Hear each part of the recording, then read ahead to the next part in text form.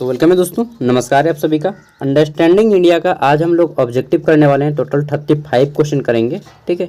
और यह आपके सभी यूनिवर्सिटी के काम देगा, चाहे आप किसी भी यूनिवर्सिटी में हो, क्योंकि अंडरस्टैंडिंग इंडिया का पेपर सभी यूनिवर्सिटी में सेम होता है, ठीक है। और ऑब्जेक्टिव आपका जहाँ से भी आए, किसी में सब्जेक्टिव भी एग्जाम होगा, फिर भी वहाँ पे 5 ऑब्जेक्टिव आएगा ही आएगा, ठीक है। तो चलिए शुरू करते हैं हम लोग।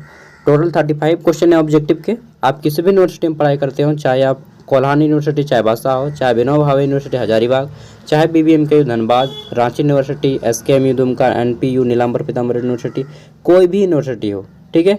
चाहे यहाँ पर कि डॉक्टर श्यामा प्रसाद मुखर्जी यूनिवर्सिटी हो, सभी में काम देगा। चलिए, हिंदी है एक तरफ इंग्लिश में है। मैं क्वेश्चन को हिंदी में ही पढ़ूंगा क्योंकि 95% कैंडिडेट हिंदी मीडियम के हैं, ठीक है। पहला क्वेश्चन है कि भारत में पंचायती राज मंत्रालय कब बनाया गया था, ठीक है। इंग्लिश में जो लोग कंफर्टेबल हैं वो लोग इंग्लिश में पढ़ेंगे। When was the ministry of Panchayati Raj created in India. तो राइट आंसर हो जाएगा दोस्तों, भारत में पंचायती राज मंत्रालय 2004 में बनाया गया था। ऑप्शन बी राइट आंसर होगा। अगर आपके सामने कॉपी पेन होगा तो प्लीज़ आप लोग नोट करते चलिएगा, और नहीं होगा तो बाद में फिर नोट कर लीजिएगा। अभी सुन लीजिए, ठीक है, वीडियो को सेव कर लीजिएगा। नेक्स्ट है हमारा यहाँ पे पंचायतों, ठीक है, अनुसूचित क्षेत्रों तक विस्तार अधिनियम या पेशा अधिनियम के प्रावधान कब लागू किए गए हैं। डायरेक्ट आप यहाँ से पढ़िए कि पेशा अधिनियम भारत में कब लागू किया गया। दोस्तों, पेशा अधिनियम भारत में वर्ष 1996 में लागू किया गया। ये पेशा का फुल फॉर्म क्या होता है? पेशा का फुल फॉर्म होता है P से पंचायती, E से एक्सटेंशन, S से शेड्यूल्ड, ठीक है, एंड A से एरिया। तो ये होता है इसका पेशा का फुल फॉर्म PESA, ठीक है। एक्ट उधर अलग है, एक्ट मतलब होता है कानून। तो राइट आंसर हो जाएगा पेशा अधिनियम भारत में 1996 में आया। तीसरा क्वेश्चन है कि भारतीय संविधान के किस अनुच्छेद में ग्राम पंचायतों के संगठन की बात की गई है। तो दोस्तों, भारतीय संविधान के किस अनुच्छेद में ग्राम पंचायतों के संगठन की बात की गई है? अनुच्छेद 40 में ग्राम पंचायतों के संगठन की बात की गई है, ठीक है, आर्टिकल नंबर 40। नेक्स्ट है हमारा पंचायती राज व्यवस्था की शुरुआत कब हुई थी भारत में। तो पंचायती राज शुरुआत जो है भारत में 2 अक्टूबर 1959 ईस्वी को हुए थे, ठीक है, और इसको पंडित जवाहरलाल नेहरू ने शुरुआत किया था। आगे देख लेते हैं। नेक्स्ट क्वेश्चन है, और पहला राज्य था हमारा राजस्थान के नागौर जिले से शुरुआत हुई थी। क्वेश्चन है, संविधान के किस भाग में पंचायती राज व्यवस्था का वर्णन है। तो दोस्तों, भाग 9 में जो है, संविधान के भाग 9 में पंचायती राज व्यवस्था का वर्णन है, ठीक है। अरे यार, सुबह सुबह नहा लिया हूँ। चलिए, नेक्स्ट है हमारा पंचायती राज का मुख्य उद्देश्य क्या है। तो देखिए, पंचायती राज 3 चरणों में है। त्रिस्तरीय पंचायती राज, एक होता है आपका ग्राम स्तर पे ग्राम पंचायत, दूसरा होता है आपका प्रखंड स्तर पे जिसको पंचायत समिति बोलते हैं, और तीसरा होता है जिला स्तर पे जिसको हम लोग जिला परिषद बोलते हैं, ठीक है। हम सभी जानते हैं ग्राम पंचायत, पंचायत समिति, जिला परिषद। तो इसका मूल उद्देश्य था कि प्रशासन को जो है स्थानीय निकायों के भाग में पहुंचाना, ठीक है। स्थानीय निकाय मतलब एकदम गांव स्तर तक पंचायत के प्रशासन व्यवस्था को पहुंचाना, ठीक है। ऑप्शन बी इसका राइट आंसर हो जाएगा। नेक्स्ट है हमारा क्वेश्चन नंबर 7। इसमें पूछा गया है पंचायती राज के संस्थापक कौन है। तो अभी मैंने क्या बताया कि पंडित जवाहरलाल नेहरू जी ने इसकी शुरुआत किया था, ठीक है। जवाहरलाल नेहरू, देखिए भले ही नेहरू जी के ऊपर काफ़ी ज़्यादा आरोप हैं, लेकिन आदमी यह बहुत दिमाग वाला था। नेक्स्ट है हमारा संविधान लिखा गया है। भारतीय संविधान के किस संशोधन द्वारा पंचायती राज संस्थाओं को संवैधानिक दर्जा दिया गया। तो दोस्तों, यह देखा जाए तो एक्चुअल में होगा हमारा अमेंडमेंट नंबर 73, 73वां संविधान संशोधन राइट आंसर होना चाहिए।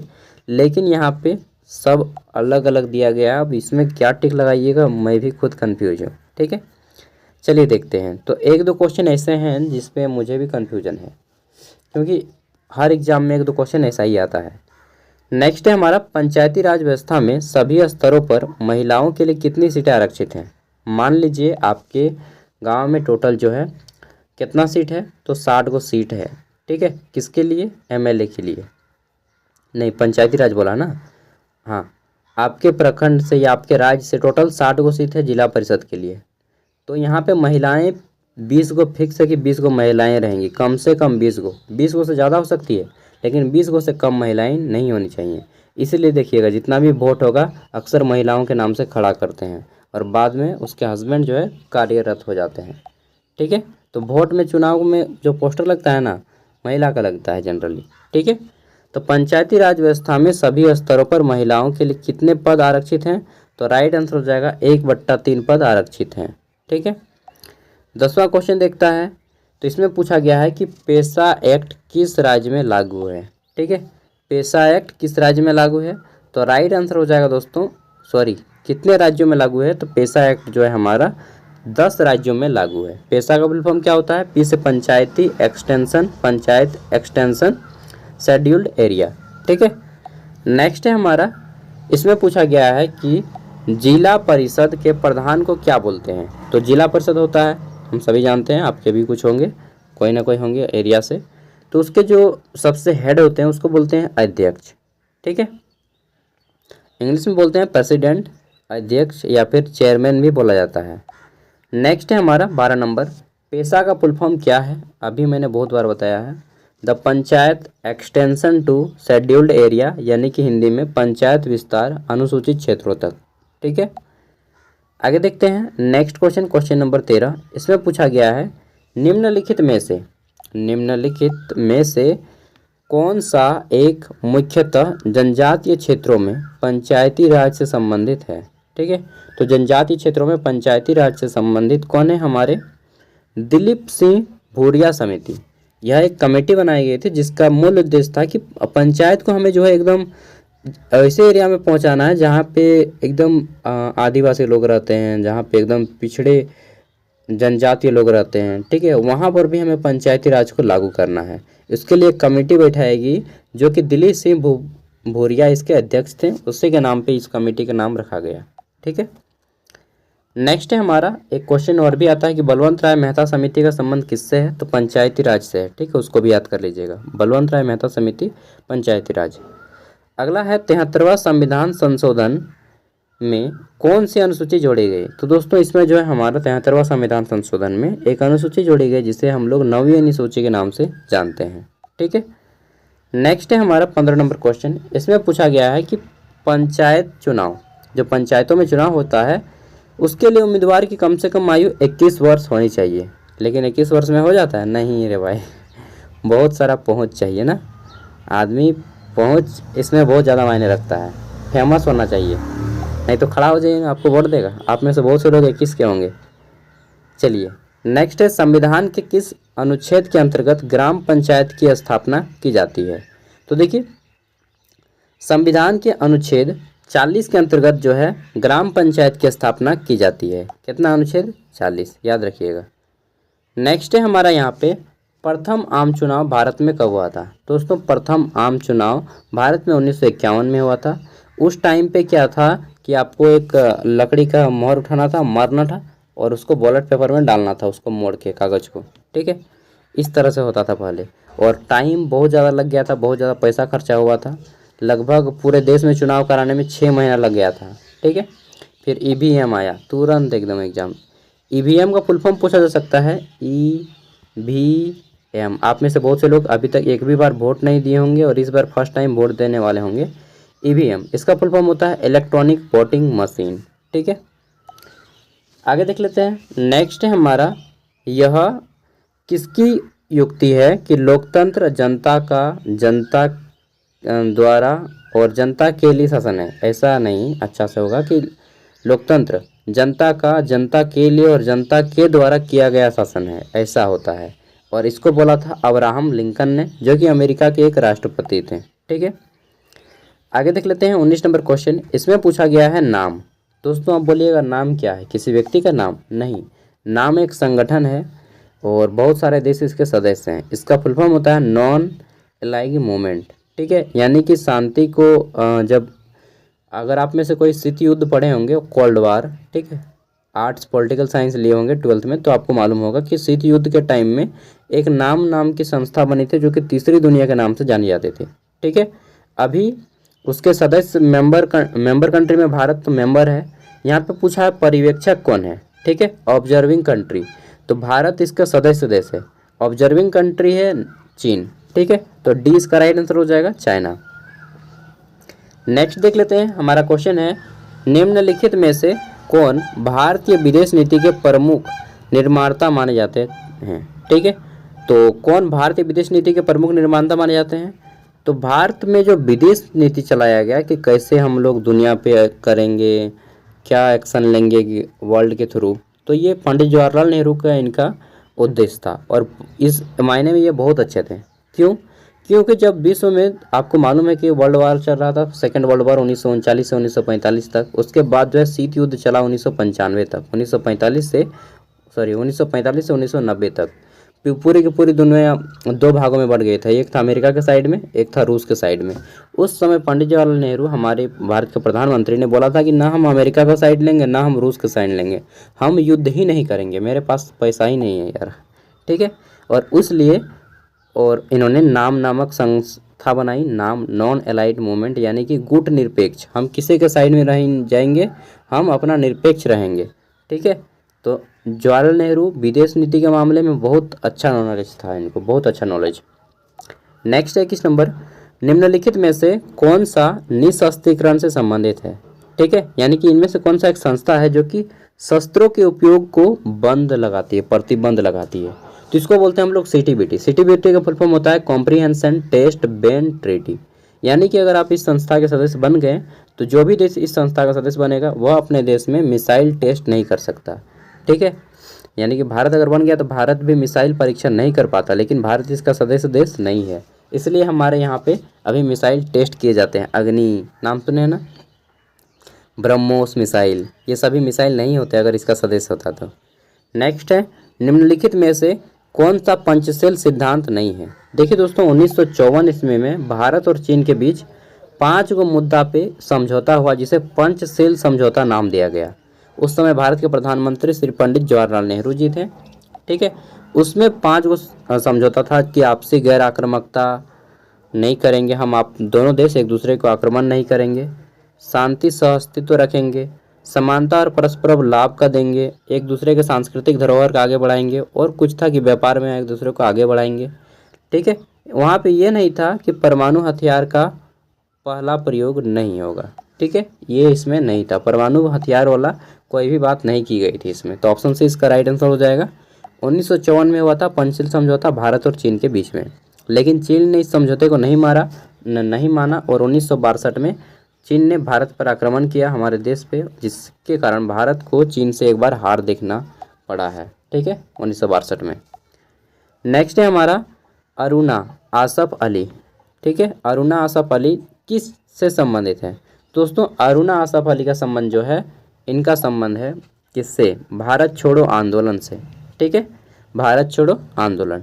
नेक्स्ट है हमारा भारत छोड़ो आंदोलन में प्रत्युत्तर में चलाया गया, कौन सा आंदोलन चलाया गया था। तो देखिए, क्रिप्स मिशन आया था भारत में, उसी के विरोध में जो है भारत में भारत छोड़ो आंदोलन चलाया गया था। अंग्रेजों भारत छोड़ो 1942 ईस्वी में महात्मा गांधी के द्वारा, और इसमें दिया गया था कि करो या मरो। ठीक है, करो या मरो, डू और डाई। नेक्स्ट है हमारा करो या मरो का नारा निम्न में से किस आंदोलन से जुड़ा हुआ है। तो हम सभी अभी पढ़े हैं, भारत छोड़ो आंदोलन 1942। ठीक है, नेक्स्ट है 26 नंबर क्वेश्चन। इसमें पूछा गया है कि निम्न में से, निम्न मतलब होता है नीचे। ठीक है, निम्न मतलब नीचे, और निम्नलिखित मतलब नीचे लिखित, निम्न में से कौन भारतीय कृषि निम्न उत्पादकता का कारण नहीं है। तो भारत में जो कृषि में बहुत कम उत्पादक होता है उसका कारण नहीं है सहकारी कृषि। ठीक है, ऑप्शन डी हमारा राइट आंसर हो जाएगा, कोऑपरेटिव फार्मिंग। नेक्स्ट है हमारा क्वेश्चन नंबर 27। इसमें पूछा गया है कि भारतीय की राष्ट्रीय आय में किस क्षेत्र का योगदान सबसे कम है। तो दोस्तों, भारत की राष्ट्रीय आय में सबसे कम योगदान है प्राथमिक क्षेत्र का, यानी कि कृषि क्षेत्र। ठीक है, डायरेक्टली प्राथमिक मतलब समझिए, सबसे बड़ा उदाहरण है कृषि क्षेत्र। प्राथमिक का कि कृषि में आदमी को ज़्यादा इनकम नहीं होता है, सबसे ज़्यादा आय होता है थर्ड सेक्टर यानी कि सेवा क्षेत्र में। जैसे यूट्यूब में अभी दे रहा हूँ आपको, क्या दे रहा हूँ, थर्ड सेक्टर है, सेवा क्षेत्र है, ठीक है। कोई आदमी सर्विस कर रहा है वो क्या है, सेवा सेक्टर है। बिजनेस कर रहा है, क्या है, सेवा सेक्टर है। नेक्स्ट है भारत में जूट उत्पादन का प्रमुख राज्य कौन सा है। तो दोस्तों जूट, ठीक है, जिसको हम लोग सनई भी बोलते हैं, सनखाड़ी नाम सुने हैं ना, सनखाड़ी, बस वही हो गया जूट। कुद्रुम भी बोला जाता है बहुत जगह पे हमारे झारखंड में। पश्चिम बंगाल इसका राइट आंसर हो जाएगा। पश्चिम बंगाल सबसे बड़ा जूट उत्पादक राज्य है। अगला है निम्न में से कौन भारत में हरित क्रांति से जुड़ा हुआ है। तो भारत में हरित क्रांति से जुड़े हुए हैं MS स्वामीनाथन, ठीक है। MS स्वामीनाथन जो है हरित क्रांति के जनक कहे जाते हैं। 1960 के दशक में इन्होंने भारत में हरित क्रांति लाई और गेहूं और धान की पैदावार में बढ़ोतरी दर्ज की गई। नेक्स्ट है 30 नंबर, भारत में गेहूं का सर्वाधिक उत्पादक करने वाला राज्य कौन सा है। दोस्तों भारत में गेहूं का सबसे ज़्यादा उत्पादक करने वाला राज्य है हमारा उत्तर प्रदेश, ठीक है। यूपी, हरियाणा या पंजाब मत मार दीजिएगा, उन लोग छोटा छोटा राज्य है। नेक्स्ट है हमारा निम्न में से कौन भूमि सुधार से संबंधित नहीं है। तो भूमि सुधार से संबंधित इनमें से कौन नहीं है। तो राइट आंसर क्या हो जाएगा, किसानों को मकान ऋण देना भूमि सुधार से संबंधित नहीं है। सहकारिता, कृषि, भू जोतों का एकत्रित, यही इसका राइट आंसर हो जाएगा, किसानों को मकान ऋण देना, ठीक है। होम लोन टू फार्मर्स, ये भूमि सुधार से संबंधित नहीं है, यह आपका घर उर का मामला है। नेक्स्ट है हमारा 32 नंबर, भारत में कृषि को डैश समझा जाता है। तो भारत में कृषि को मात्र आजीविका समझा जाता है कि अरे भाई अभी खेती करिएगा तो कम से कम 1 साल का खाना का निकल जाएगा, हम लोग यही सोचते हैं। बिजनेस के मकसद से खेती बहुत कम लोग करते हैं, लगभग मात्र 1 से 2% लोग, बाकी सब तो अपना घर का खाना ही चलाने के लिए करता है खेती, ठीक है। हम लोग भी खेती करते हैं तो चलिए साल भर का खाने का अभी 4 निकल जाएगा, यही सोचते हैं। धान हो जाएगा, अरवा चार उसना चार कर लेंगे रोटी पिठा और खाना का भात ना। चलिए नेक्स्ट है मूल्य जिस पर भारत सरकार खाद्यान्न का क्रय करती है, क्या करती है। हमारा जो देखिए दोस्तों, हम लोग धान बेचते हैं कहाँ पे, पैक्स पे बेचते हैं। पैक्स का नाम सुने ना। तो पैक्स में क्या होता है कि हमें एक फिक्स रेट मिलता है और जो कि सरकार हमें अपने अकाउंट में देती है, 28 रुपया या 22 रुपया, ठीक है। जो भी रेट तय करती है उसको बोला जाता है MSP। MSP का फुल फॉर्म होता है मिनिमम सपोर्ट प्राइस, ठीक है, मिनिमम सपोर्ट प्राइस, और हिंदी में बोलते हैं न्यूनतम समर्थक मूल्य। सरकार एक फिक्स रेट में हमारी अनाज को खरीदती है जिसे हम लोग न्यूनतम समर्थक मूल्य कहा जाता है, ठीक है। 34 नंबर है, निम्न में से कौन भारत का सबसे पुराना उद्योग है। दोस्तों भारत का सबसे पुराना उद्योग है सूती वस्त्र उद्योग, ठीक है। इसको इंग्लिश में बोलते हैं कॉटन टेक्सटाइल। टेक्सटाइल मतलब सुनने का आता है रेयर, टाइल्स वगैरह नहीं, टाइल्स वगैरह नहीं, टेक्सटाइल मतलब होता है कपड़ा उद्योग, ठीक है। तो सूती वस्त्र उद्योग या फिर कपड़ा उद्योग ऑप्शन में रहेगा, तो उसी को टिक लगाना है। अंतिम क्वेश्चन है दोस्तों, क्योंकि नेक्स्ट वीडियो में हम लोग फिर 35 क्वेश्चन लाएंगे, 35, 40 इसी तरह से। अंतिम क्वेश्चन है कि कौन सा राज्य भारत में अबरक का सबसे बड़ा उत्पादक है। देखिए अबरक, जिसको हम लोग बोलते हैं माइका इंग्लिश में, ठीक है। आंध्र प्रदेश पहला राज्य है, दूसरे नंबर पे हमारा झारखंड है। तो यहाँ पे पहला पूछा है तो आंध्र प्रदेश राइट आंसर हो जाएगा, ठीक है। झारखंड में अबरक को रूबी के नाम से जाना जाता है, रूबी, और इसका सबसे बड़ा उत्पादक है कोडरमा, ठीक है। झारखंड में कोडरमा हो गया, गिरिडीह हो गया। चलिए मिलते हैं नेक्स्ट वीडियो में, आज बस इतना ही, मिलेंगे फिर नेक्स्ट वीडियो में। अभी मैं जल्दी कोशिश करूँगा सुबह शाम वीडियो डालने का अंडरस्टैंडिंग इंडिया का, ठीक है। Thank you watching for this video, and इसका PDF का लिंक मैं वीडियो का डिस्क्रिप्शन में दे रहा हूँ, आप लोग चाहे तो फ्री में डाउनलोड करके घर में पढ़ाई कर सकते हैं। ऑल द बेस्ट है मेरी ओर से। और इसका पूरा का पूरा प्लेलिस्ट मिल जाएगा आपको वीडियो का डिस्क्रिप्शन में, या फिर प्लेलिस्ट में जाएंगे चैनल के सेक्शन पे, प्लेलिस्ट पे, तो आपको मिल जाएगा अंडरस्टैंडिंग इंडिया का, ठीक है। बाय।